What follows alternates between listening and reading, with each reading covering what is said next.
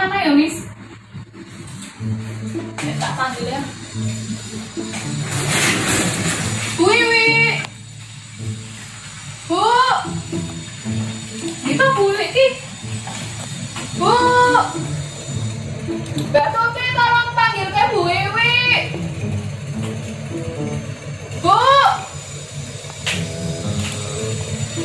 Aduh, suine. Nek jikongkong mesti ngene, suwi banget iki. Wiwi. Bu. Wiwi ndi to? Bu. Bu, ya dipanggil Bu Popi. Kamu mau kita petani, bukan dong, kita ngajak Harus opan. Kek. Oh iya to kayak ngene wis opan. Loh, tapi ya lah masa saya bilang Wiwi lho. Tapi ya nang aku nek Bu Popi. Wes aku sing mangkat ya. Kok Bu Wiwi, mbuh lho nek seneni lho.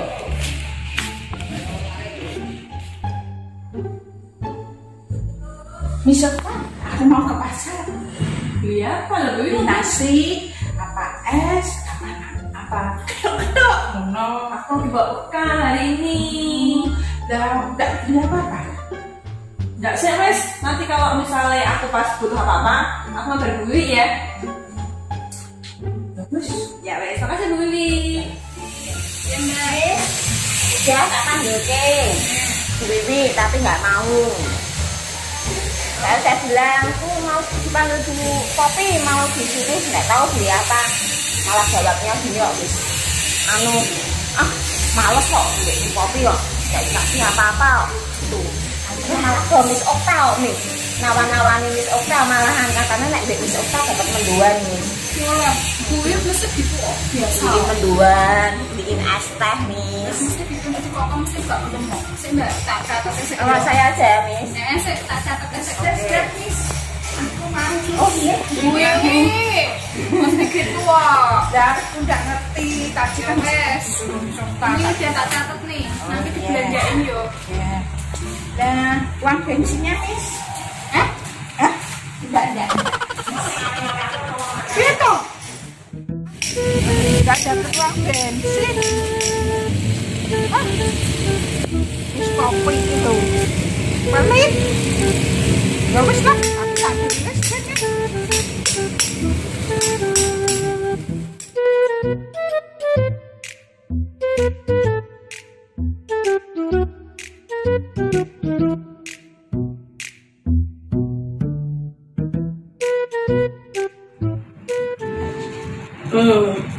Oke. Shalom anak-anak. Kabarnya bagaimana? Tetap luar biasa dan semangat. Sama ya. Minggu ini kita sudah memasuki tema menolong. Menolong itu perintah Tuhan. Kita buka Alkitab kita ya. Kalian siapkan Alkitabnya, teacher pakai ini aja lebih cepat ya. Supaya kalian bisa sama-sama membaca dengan teacher. Buka Alkitabmu di Galatia 6 ayat yang kedua. Mari sama-sama baca ya. Kakak-kakak yang sudah bisa baca, silahkan buka Alkitabmu, kita baca sama-sama. Galatia 6 ayat yang kedua. Bertolong-tolonglah kamu dalam menanggung bebanmu. Demikianlah kamu memenuhi hukum Kristus. Bertolong-tolonglah menanggung bebanmu. Demikianlah kamu memenuhi hukum Kristus. Jadi menolong dan saling menolong adalah perintah Tuhan. Bukan perintah mama papa, bukan perintah teacher, bukan perintah manusia, tapi bertolong-tolonglah itu perintah Tuhan. Ya, mari kita bisa saling menolong satu dengan yang lain. Ada satu kisah seorang nabi Elisa yang menolong panglima negeri Aram, namanya Naaman. Naaman ini sakit kusta anak-anak, dan jauh-jauh dari negeri Aram dia datang ke Israel minta tolong Nabi Elisa untuk menyembuhkan. Dan salah satu syarat yang diberikan kepada panglima Naaman supaya dia bisa sembuh dari sakitnya, dia harus mandi di sungai Yordan 7 kali. Artinya dia menyelam, dia masuk ke dalam air, keluar 7 kali. Dan tahu sungai Yordan itu kotor sekali. Dan Naaman akhirnya mau melakukan itu dan dia sembuh. Nah, anak-anak, dia datang ke rumahnya Nabi Elisa dengan membawa banyak sekali hadiah. Dia mau berterima kasih karena sudah ditolong oleh Elisa. Tapi apa yang terjadi? Ketika Naaman menjumpai Elisa dan memberikan hadiah yang banyak itu, harta yang banyak itu, Elisa menolak. Elisa berkata bahwa dia hanya melakukan perintah Tuhan. Dia menolong dan hanya kuasa Tuhan yang bekerja, bukan karena Elisa. Elisa menolak dan mengembalikan hadiah yang banyak sekali. Anak-anak, kalau kalian menolong, lalu kalian diberi sesuatu dengan orang yang kalian tolong, seneng nggak? Harusnya seneng ya. Dan kalian pasti suka ya, dan diterima ya. Seperti Bu Wiwi tadi ya. Wah, dia menolong, suka menolong sama Miss Okta. Kenapa? Dapat sesuatu, dapat mendoan kali ya, dapat es teh, ya cola. Kita menolong, dapat sesuatu, itu berkat, ya, dan menyenangkan. Tapi Elisa memberi contoh kita bahwa menolong itu seharusnya tidak ada pamrihnya, tidak ada maksud tertentu.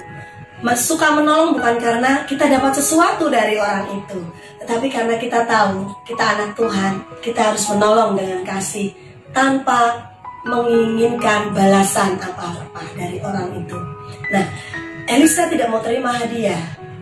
Itu contoh yang baik.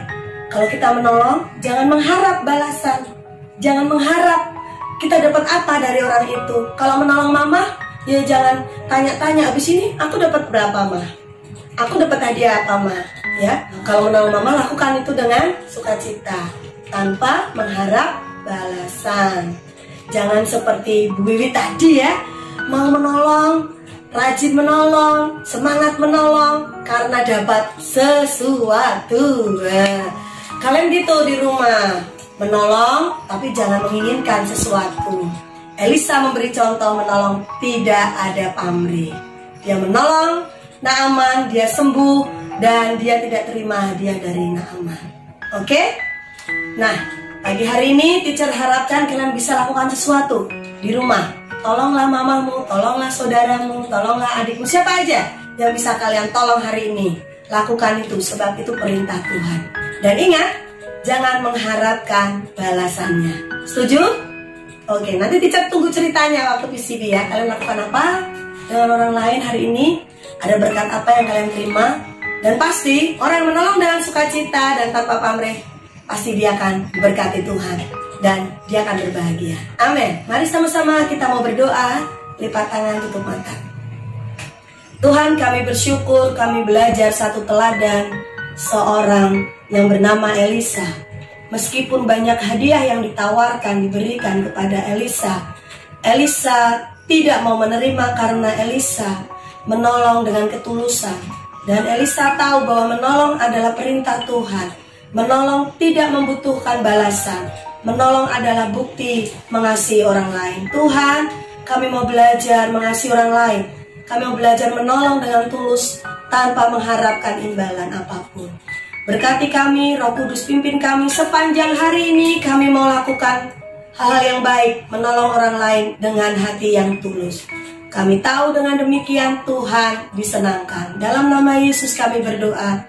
Amin.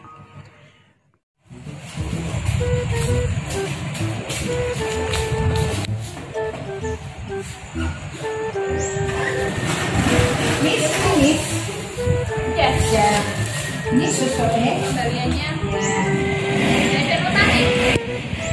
Jadi masa belanja di pasar ada katanya. Terus makasih Bu. Ya.